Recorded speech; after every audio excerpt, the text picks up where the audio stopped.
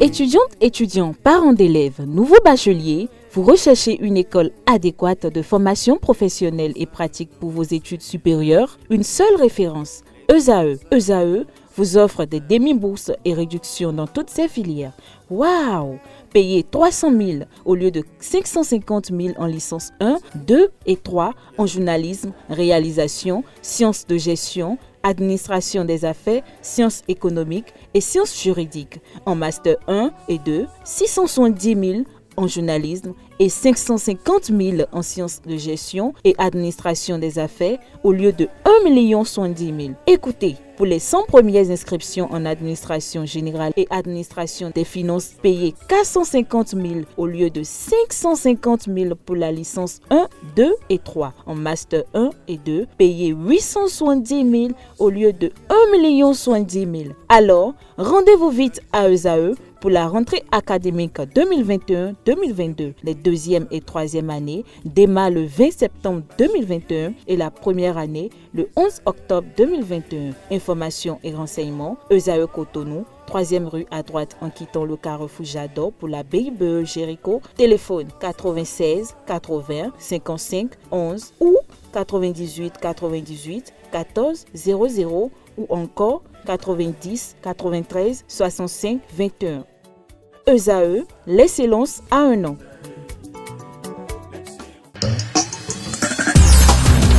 J'aurais dû t'enterrer depuis très longtemps. Les gars, regardez.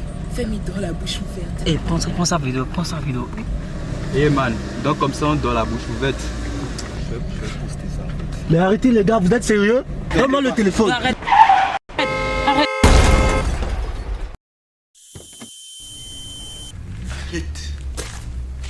Arrête, c'est faux. Cette fois-ci, je t'enterre.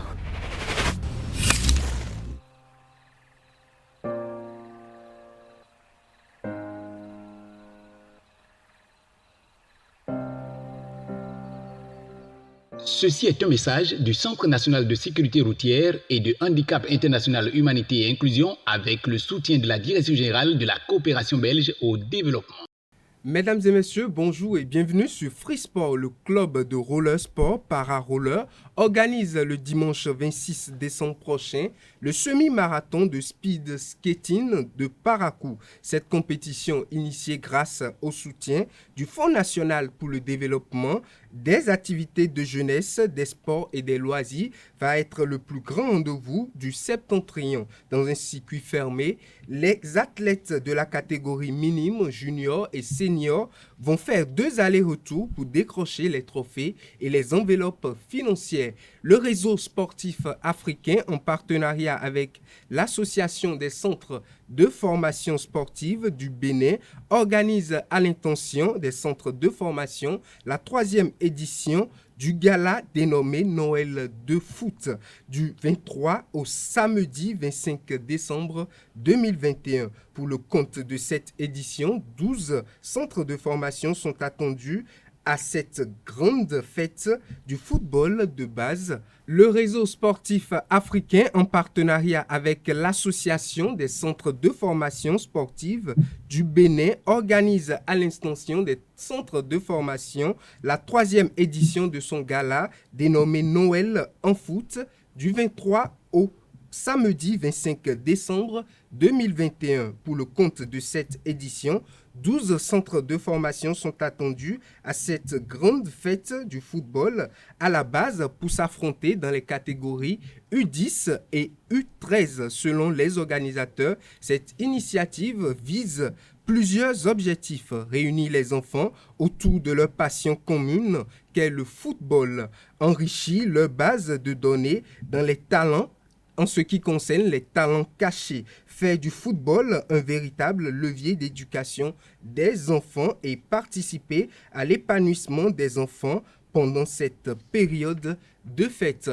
Parlant de ligue professionnelle, Coton FC a battu les Requins de l'Atlantique sur le score étriqué d'1-0 lors du 10e acte marquant le début de la phase retour de la ligue professionnelle de football. Colombe Oussou nous fait le point de la rencontre.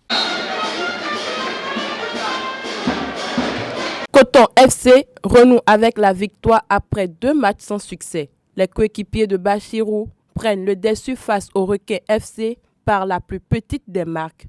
Une réalisation réussie par Bachirou dès la 2e minute de jeu.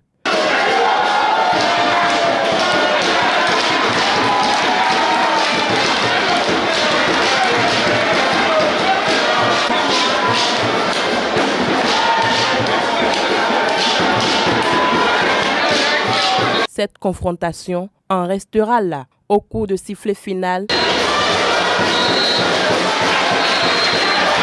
l'entraîneur des cotonniers exprime sa déception malgré les 3 points engrangés. Le contenu ne m'a pas plu du tout, sauf sur la première mi-temps. Parce que la première mi-temps, il y a eu quand même du jeu. On s'est procuré de nombreuses occasions, mais on n'a pas fait le bon geste. Par contre, en deuxième mi-temps, on a trop reculé, on a subi le jeu, on a joué qu'en contre, on a eu du mal à poser le jeu. L'adversaire voulait absolument égaliser, donc il y a eu beaucoup d'agressivité, il y a eu beaucoup de fautes. Donc un peu haché, mais bon, je m'attends à ce genre de match au fur et à mesure que le championnat va avancer, parce que chaque équipe a envie de finir dans les 4 premiers. Donc on va avoir des matchs très serrés pendant les prochaines semaines.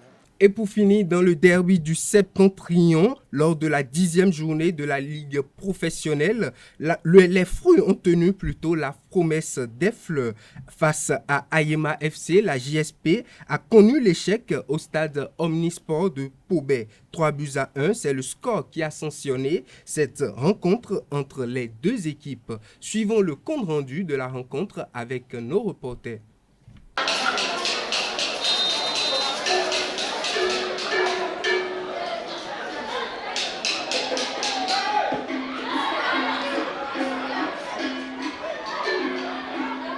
Bonne affaire pour Ayema FC à l'issue du derby du plateau face à la jeunesse sportive de Pobet. Les hommes de Émile Enassoua ont triomphé dans la douleur face à leur adversaire 3-1. Il n'a fallu que 5 minutes à Ayema pour prendre l'avantage dans la partie grâce à Idriss Bakari.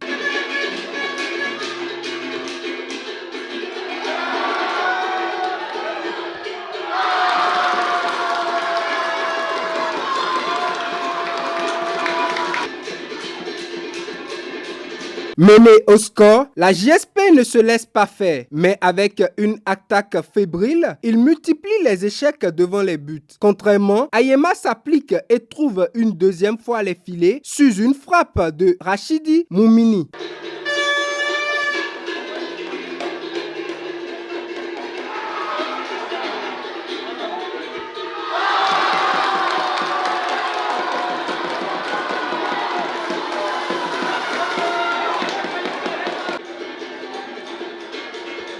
La JSP ne s'avoue pas pourtant vaincue et finit par obtenir un pénalty sur une faute de main à la 30e minute.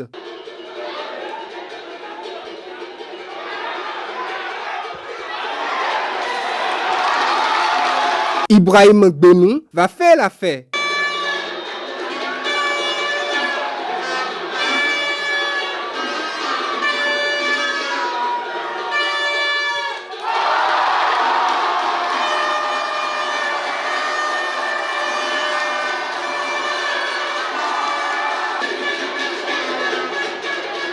Les deux équipes vont se tenir dans la possession de la balle. La JSP se montre dangereuse, mais Ayema très efficace. À la 114e minute, Ayema triple la mise avec Olatunji Tessilimi.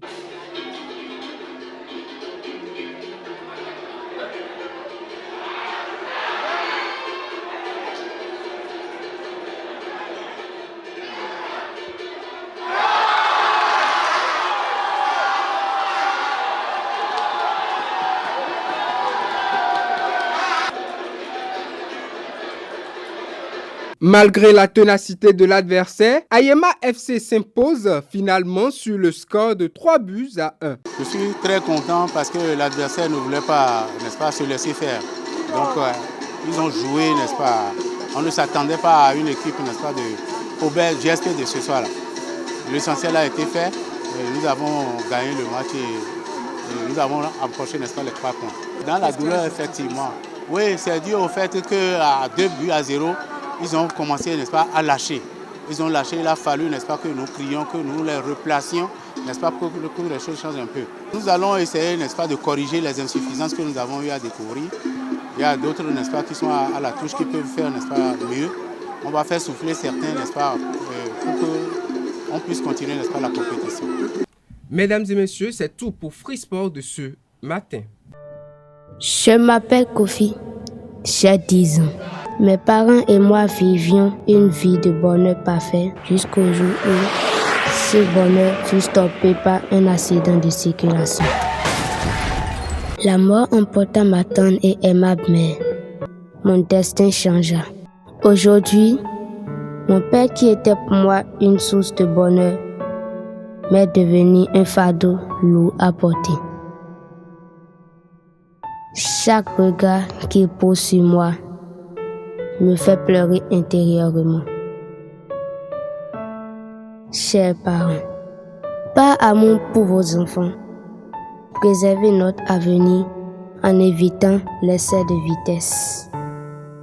Ceci est un message du Centre national de sécurité routière et de handicap international humanité et inclusion avec le soutien de la Direction générale de la coopération belge au développement.